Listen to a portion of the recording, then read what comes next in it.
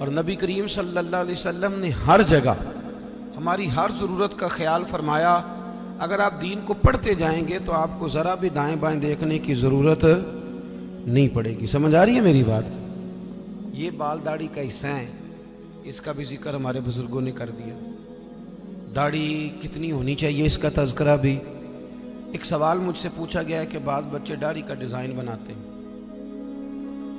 भाई मसला ये है, याद रखना हमेशा,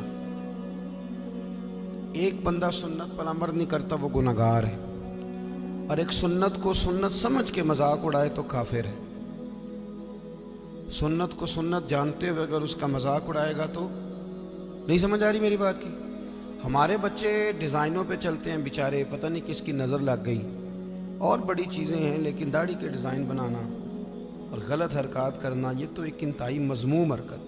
अल्लाह हमें समझने की तौफीक अता फरमाए। और मैं मिल्लत के जवानों से ये गुजारिश करूँगा, आपने डिज़ाइन वाली दाढ़ियाँ भी रख के देखी हैं, एक दफ़ा ना नबी करीम की सुन्नत वाली दाढ़ी भी ज़रा रख के देखो, तुम्हें कोई अजीब ही जायका नसीब होगा। ये आपके चेहरे के मुताबिक अल्लाह ने इसको वज़ादारी दी। ये हरकतें जो आप करते हैं ना, ये तो अजीब सी हरकत हैं, इनका तो कोई पस मंज़र ही नहीं है। तो इंसान महसूस अगर करे तो छोटा महसूस होता है ये काम करके। तो हमेशा वो काम करें जिसमें सुन्नत और शरीयत की पासदारी। अल्लाह समझने की तौफीक अता फरमाए। ये जो निकाह है ना, निकाह शादी, नबी करीम अलैहिस्सलाम ने फरमाया ये गैर का तरीका नहीं, बल्कि फरमाया अन्निकाहु मिन सुन्नती।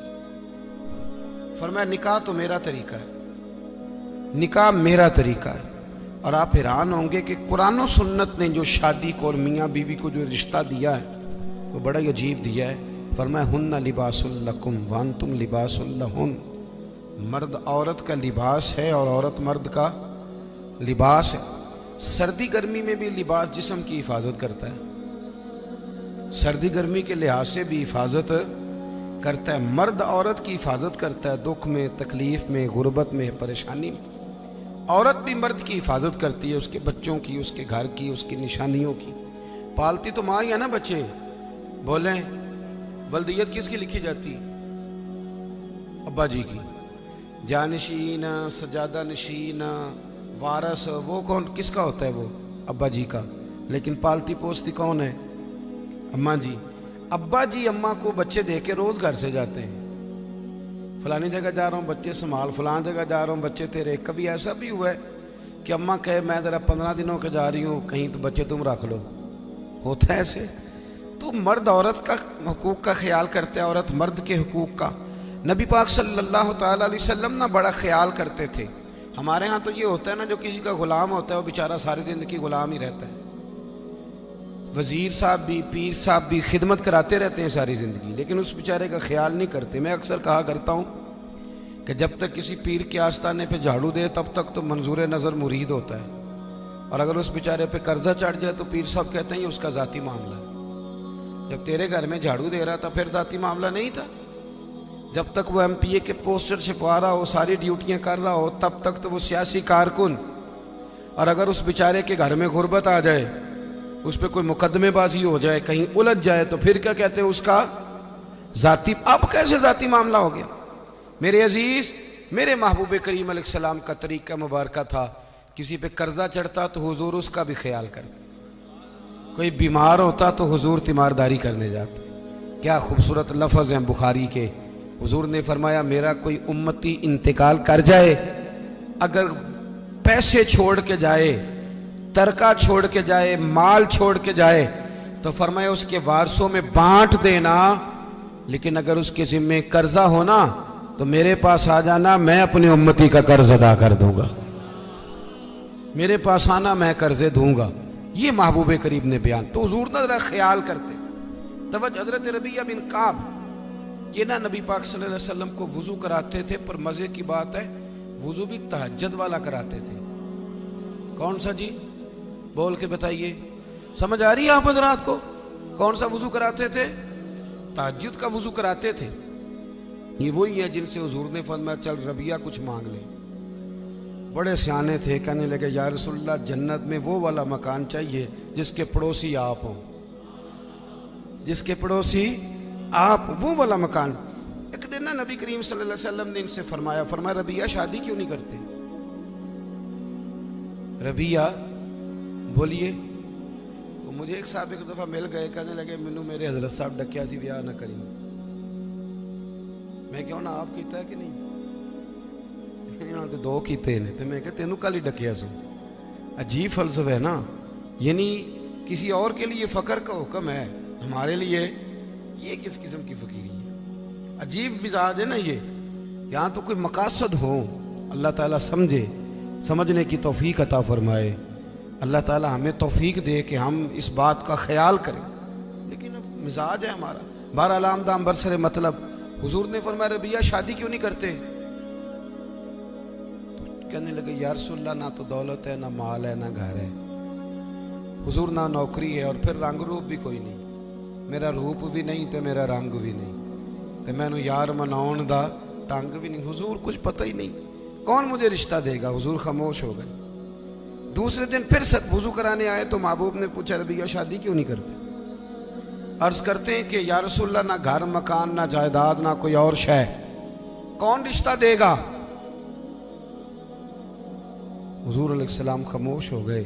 एक बड़ी खूबसूरत बात लिखी है साहिब सीरतुन नबविया डॉक्टर अहमद अब्दुल रज़ाक ने। वो लिखते हैं कि हजरत रबिया बिन काब कहते हैं जब दूसरे दिन भी मैंने मना कर दिया ना, तो मेरे दिल में ख्याल आया रबिया तो बड़ा अजीब आदमी है, जब नबी पाक फरमाते हैं शादी कर ले। समझ आ रही है ना आपको? जब हुजूर फरमाते हैं शादी कर ले तो तू ये दलीलें क्यों देता है? तुझे तो चाहिए तू कह दे हुजूर जैसे दिल करता है वैसे कर ले। एक गुलाम के लिए हुजूर बंदोबस्त कर, जैसे दिल करे वैसे। कहते मैं तीसरे दिन इरादा करके गया कि आज हुजूर ने पूछना है तो मैंने बता देना, पर सारा ही वुजू हो गया, अल्लाह के नबी ने पूछा ही नहीं। मेरे दिल में ख्याल था आप पूछेंगे, वुजू मुकम्मल हो, लेकिन हुजूर ने पूछा। कहते अब हुजूर मैं अब खड़ा हूं, महबूब फरमाने लगे हो गया वुजू जाओ। फरमाते हैं मैं पलट पलट के देखता हूं, दरवाजे से बाहर गुजरने लगा ना तो एक दफा मैंने फिर पलट के देखा, महबूब अपने मामलात में मशगूल थे। जब मैं पैर बाहर रखने लगा तो आवाज दी और मुस्कुरा के आवाज दी। क्या शान है बरेली के इमाम की। फरमाने लगे जिसके गुच्छे से लच्छे जड़े नूर के। जब हुजूर मुस्कुराते थे तो ये नूर के गुच्छे थे दांत, इनमें से फिर नूर निकलता था। तो आला हज़रत फरमाते हैं जिसके गुच्छे से लच्छे जड़े नूर के, उन सितारों की नुज़हत पे लाखों सलाम और उनकी बातों की लज्जत पे बेहद दुरूद, उनके खुतबे की हैबत पे लाखों सलाम, और जिसकी तस्कीन से रोते हुए हंस पड़े।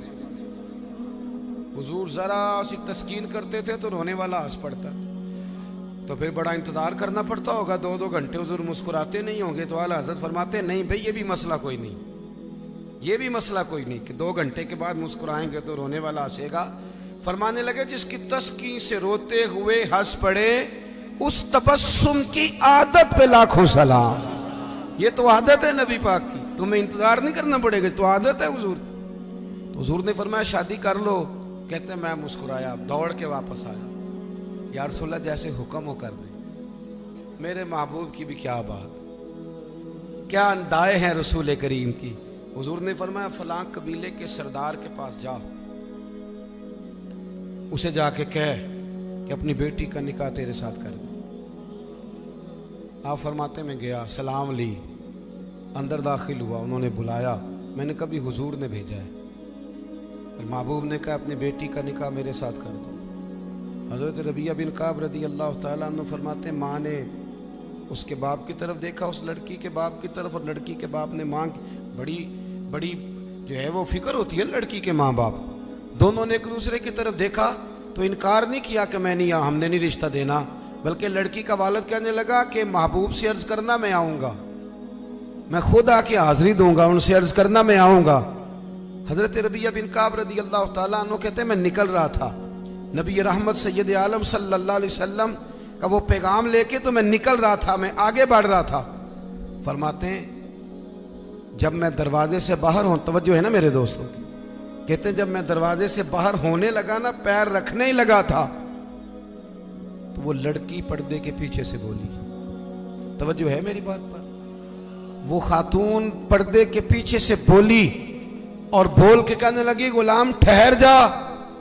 तो मैंने पलट के देखा, मैं रुक गया तो अपने माँ बाप को मुखातिब करके कहने लगी, अब्बा जी आपको मेरी फिक्र है ना, अम्मा जी आपको मेरी फिक्र है ना, आप मुझे नबी करीम के हवाले कर दें, मुझे उम्मीद है रब रसूल मुझे कभी ज़ाया नहीं फरमाएंगे।